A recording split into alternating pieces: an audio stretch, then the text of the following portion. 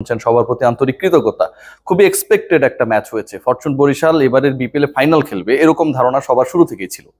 Fortune Barishal last ম্যাচে যখন চিটাগং এর কাছে হেরে গিয়েছিল তখন কিছুটা শঙ্কা জেগেছিল যে প্রথম কোয়ালিফায়ারে চিটাগং আবার টানা 2 জয় এনশিওর করার মাধ্যমে ফরচুন বরিশালের সম্ভাবনাকে কিছুটা হলেও ঝুঁকির মধ্যে ফেলে কিনা। সেটা হয়নি। বরিশাল প্রতিশোধ নিয়েছে এবং ফাইনালি জয় পেয়েছে চট্টগ্রাম হেরেও। কারণ চট্টগ্রামের মহানায়ক তামিম ইকবাল খান বরিশালের ক্যাপ্টেন। চট্টগ্রামবাসী অন্তত সব দিক থেকে হ্যাপি। মজার ব্যাপার যেটা যে এই ম্যাচে আসলে হিরোকে, এই ম্যাচে তামিম ইকবালের ক্যাপ্টেন্সি, এই ম্যাচে আলীর বোলিং, এই ম্যাচে তাহিদ হৃদয়ের ফর্মে ফিরে যাওয়া, নাকি পুরো ম্যাচটাই যেটা ডমিনেট করেছে ফরচুন বরিশাল তারা ফাইনালে চলে গেল সেটা।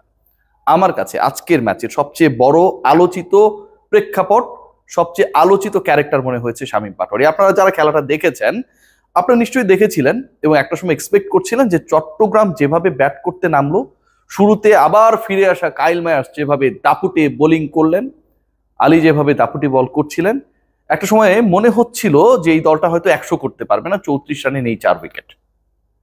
34 রানে 4 জন ব্যাটার ফিরে যাবার পর পারভেজ হোসেন ইমনকে নিয়ে 77 রানের পার্টনারশিপ শামীম হোসেন পাটোয়ারির।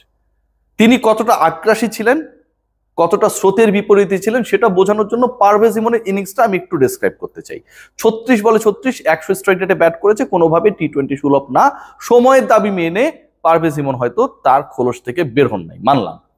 কিন্তু শামীম পাটোয়ারি যেভাবে বোলারদের পিটিয়েছেন, বলের সুতা খুলে ফেলেছেন, যে 6 গুলো মেরেছেন, যেভাবে কিছু প্রশ্নের উত্তর দিয়েছেন যে তিনি অফসাইডে ভালো না, 6 স্ট্যাম্পের বলও যদি হয় সেটাকে শামীম হোসেন পাটোয়ারি যেন হচ্ছে টেনে লেগে ঘোরাবেন, এই যে একটা তার ব্যাপারে ভ্রান্ত ধারণা, সবকিছুকেই তুড়ি মেরে উড়িয়ে দিয়েছেন, উইলোবাজি করেছেন এমন ভাবে যেখানটায় শেষ পর্যন্ত যখন 19তম ওভারে তিনি থামলেন তার রান 47 বলে 79, 170 ছুঁই স্ট্রাইক রেট। শামীম পাটোয়ারির এই ইনিংসটা আসলে পুরো ম্যাচের প্রাণ ছিল। তাহিদ হৃদয় রানে ফিরেছেন, Tamim Iqbal anchoring role play করেছেন, কাইল মায়ার্স অসাধারণ বল করেছেন, আলী 5 উইকেট নিয়েছেন, সবই ঠিক আছে। কিন্তু শামীম পাটোয়ারি যেভাবে ডমিনেট করেছেন সেটা যেন পুরো বরিশাল টিম চট্টগ্রামকে যেভাবে ডমিনেট করেছে তার থেকেও বেশি মাধুর্যপূর্ণ, সৌন্দর্যপূর্ণ, রোমান্টিক ভাবা যায়। ছক্কা যখন মারছিলেন তিনি, বলগুলো আছড়ে পড়ছিল গ্যালারিতে। যখন রিভার্স সুইপ বা স্কুপ করার চেষ্টা করছিলেন, যখন প্রতিপক্ষ বোলারকে পাত্তা না দিয়ে উইকেট পড়ে গেছে 4টা 5টা সেটা মাথায় না নিয়ে একটার পর একটা বাউন্ডারি ওভার বাউন্ডারি মারছিলেন, শামীম পাটোয়ারি কেন চ্যাম্পিয়ন্স ট্রফি দলে নাই এরকম যেন একটা আফসোস আমাদের অবচেতন মনে কাজ করছিল। 5th উইকেট পার্টনারশিপে 77, যেখানটা একটু আগে বলছিলাম পারভেজ ইমনের 36, ডেফিনেটলি সেটা দায়িত্বশীল 36।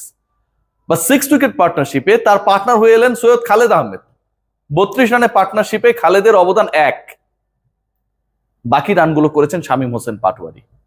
একটু যদি আগে নামতে পারতেন অথবা শেষ পর্যন্ত যদি তিনি খেলতে পারতেন, the way he was playing, the way he was hitting the 6 and 4s, মনে হচ্ছিল যে সেঞ্চুরিটা পেয়েও যেতে পারেন।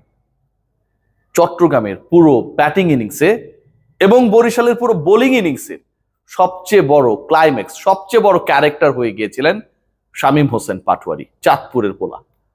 আমার কাছে আজকের ম্যাচের সবচেয়ে মাইন্ড ব্লোয়িং পার্ট লেগেছে এটা। চট্টগ্রামকে বরিশাল হারিয়ে দেবে এক্সপেকটেশনসটা ছিল অনেকটাই। আগের ম্যাচে যদিও তারা চট্টগ্রামের বিপক্ষে হেরে গেছিল, সেই হিসাবটা আমরা যদি না করি, আমরা যদি অন্যভাবে দেখার চেষ্টা করি যে এই বরিশাল টিমটা কতটা কনসিস্টেন্ট। তামিম ইকবাল ক্যাপ্টেন, তামিম ইকবালের ক্যাপ্টেন্সি, তামিম ইকবালের অ্যাঙ্করিং রোল, তামিম ইকবালের মেজাজ হারানো, অনেক সমালোচনা হয়েছে। But end of the day you need someone যিনি আপনাকে প্রপার ওয়েটা দেখাবে। স্পেসিফিক্যালি যদি আমরা খেয়াল করি যে তামিম এই ম্যাচে সবচেয়ে বেশি গুরুত্ব দিয়েছেন পার্টনারশিপ বিল্ড আপে। ওপেনিং পার্টনারশিপ নিয়ে যে সমস্যাটা হচ্ছিল তাহিদ হৃদয়ের সাথে, সেই সমস্যার সমাধান এমন একটা সময় বরিশাল করতে পেরেছে যখন তারা চ্যাম্পিয়নশিপ শিরোপার সবচেয়ে বড় দাবিদার এন্ড সবচেয়ে ক্লিনিক্যাল ম্যাচ, যে ম্যাচটায় জয়ের মাধ্যমে তাদের ফাইনাল নিশ্চিত করতে হবে, সেই জায়গাটায় তারা সেটাকে এক্সিলারেট করেছে।